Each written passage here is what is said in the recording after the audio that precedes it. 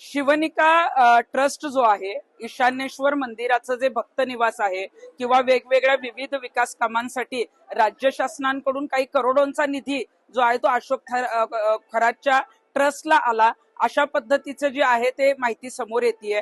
पर्यटन विकासाच्या नावाखाली जो आहे तो हा निधी आलेला आहे। खरं तर आपण बघतोय की अशोक खरातने कुठेही कुठला विकास केला नाही, बंधुगिरी केली, तो विकृत निघाला। पण अशाच ठिकाणी जे आहे ते सरकारने निधी दिलेला आहे आणि हा निधी देताना आता भक्त निवास जे बांधलं गेलं ते जाम नदीच्या काठावर आहे। मग शासनाचे नियम पाळले गेलेत का? अतिक्रमणाच्या जागेत हे आहे का? किंवा अतिक्रमणाच्या जागेत किंवा शासनाचे नियम न पाळता अशा पद्धतीचा निधी गेला असेल तर या संपूर्ण प्रकरणाची चौकशी झाली पाहिजे। आणि ज्या मंत्र्यांच्या कार्यकाळात हे दिलं गेलं, मग हे नेमके अशोक खरातचे भक्त होते का, त्याचे भागीदार होते का, त्यांचे काय संबंध होते, याची सगळी चौकशी जी आहे ती पूर्णपणे होणं गरजेचं आहे।